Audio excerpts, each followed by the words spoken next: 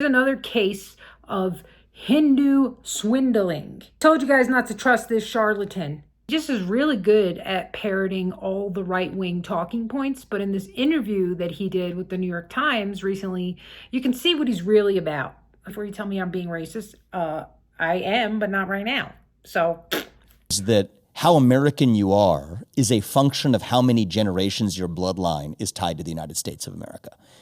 So here he is, he's trying to fight against that. He's just part of the same movement that wants to displace white Americans and make it seem like, oh, American has always been this sort of nebulous topic. This is how you know this is bullshit, first of all. Let's just talk about how we know this is bullshit, okay? Because if Vivek were to go travel to another country, nobody's going to look at him and go, oh, there's an American here. But if a 6'2" white blonde haired guy is walking through, they're going to be like, oh, that's an American. We all have an idea of what an American is, and it's not Vivek.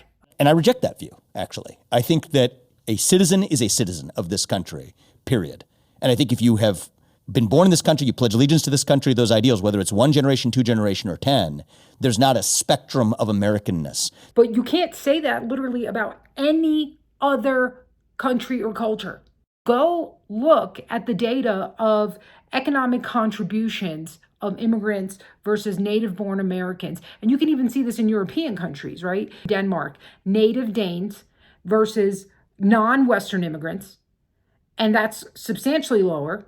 And then you have Western immigrants, which is almost as high as the Danes. So where your immigrants come from matters. And Vivek is trying to be like, oh, if you come here and you say I'm American, and you take the Pledge of Allegiance, you're a citizen, you're an American. Really? Okay. What's the primary demographic that has died fighting for America's rights, for America's causes? Tell you what, it's not Indian, and it's not any other kind of brown.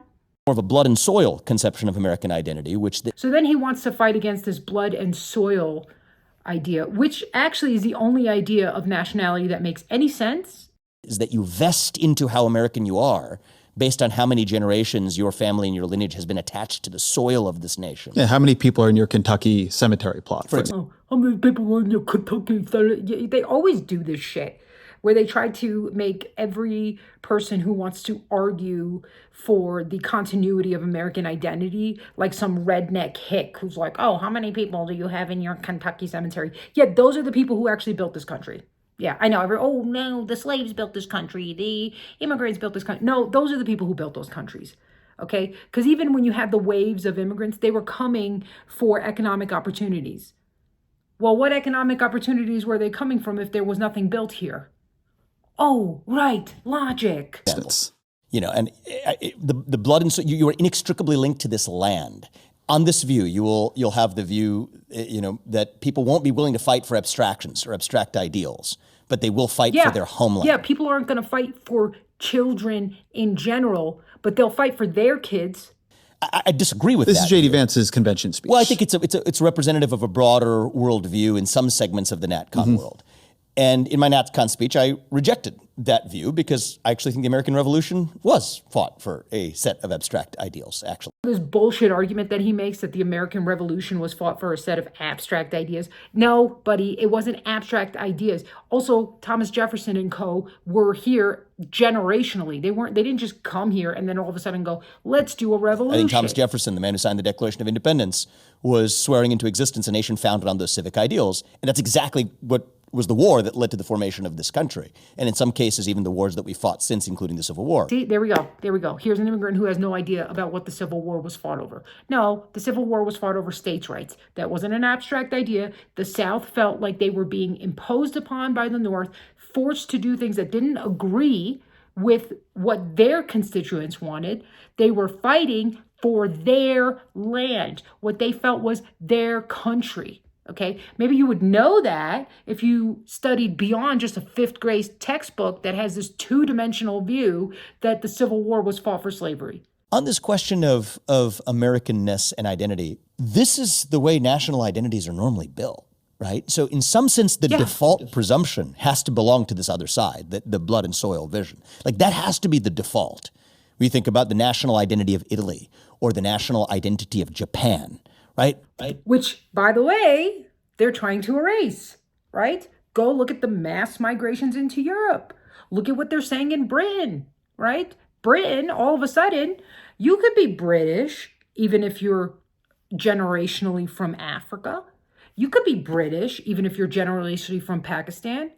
And this is total bullshit, because if that was true, if those people, that these immigrants that were coming into Britain really were British, then why aren't they blending into British society?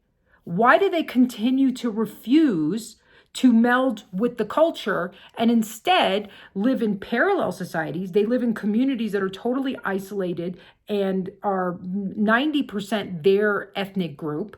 They refuse to conform to the standards of British life. They're just there because, once again, they want the economic benefits of living in a European society without changing their culture. And this is why you know that these people are retarded, because if they had any sense of being able to reflect, they might say, wait a second, this culture that I'm rejecting built this society that I want to be a part of. Could it be that the society is an outspring of the culture? And therefore, could it be that the society that I just left, that was not giving me the opportunities that I needed, could be an outspring of my culture? And would it be a good idea to change and adapt in order to be more like the society that's building the things that I want? No, we must have Sharia law. We're going to wear hijabs. We're going to keep doing whatever retarded things we do in my country, and I just want your money. So this is why every native of their country has every right to reject these people and every right to say no. And anybody who says that you're being a bigot or a racist or wants to shame you because of that is just trying to manipulate you by making you feel bad or feel guilty by something that's actually a rightful feeling. So we're erasing all sense of European identity. By the way, this doesn't happen the other way, okay? You don't have Pakistan electing an Irish governor. You don't have India welcoming an Italian prime minister. So at this point, anybody who is still defending what Vivek is talking about here is part of the globalist agenda.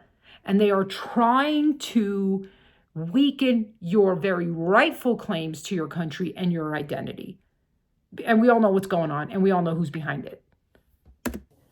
The feedstock, the genetic stock, the lineage, the ancestry, that's what makes, just as a human being, viscerally, the way we're wired, tied to a nation, part of what gives that allegiance to the nation some meat, some substance, some heft, is that genetic bloodline tie. Yes, it is. Why would it be any different for America? You just said that's what runs through us as human beings. This is the way we've been since, thousands of years. And you think that would change just because we created this idea of America, which, by the way, is a relatively new concept. But because we have the memory of a goldfish in this country, we're not really allowed to know true history. We believe that everything we think now about what America is what everybody believed. And it's not. Go look at the documents of the founding fathers that he very, astutely uses to prove his point, but then ignores things that are inconvenient. They talked about having only white men. Shocker.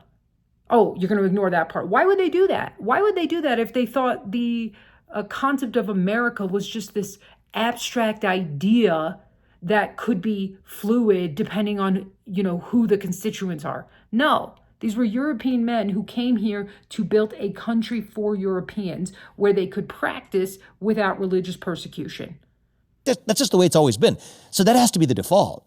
Now, I think what made America unique, I would say exceptional, and this goes to the question of American exceptionalism and whether you believe it and it's possible, is that America wasn't that, actually. You see the manipulative tactic? You see? This is what makes America special. We're not like that. Don't you want to be special? Shut up. Broadly speaking, basically the only major nation in human history that was instead founded as a creedal nation. They very clearly wrote that this society, this civilization, will only function as long as you have a moral population. And the idea of morality that the founding fathers had was Christian European men. It was completely beyond any conception. They didn't even imagine an idea in which you had a multicultural stock. Why? Well, your foundation of a moral population automatically would fall apart because, as we know, many of these cultures' morals clash entirely with a Western European Christian moral. Let's take Vivek's country. India was practicing sati, where they burned the widows. That was totally moral for them.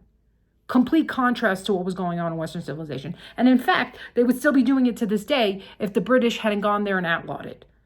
I think the blood and soil vision of American identity makes American exceptionalism impossible because Japan's American exceptionalism basically existed only and up until the country was a predominantly white country.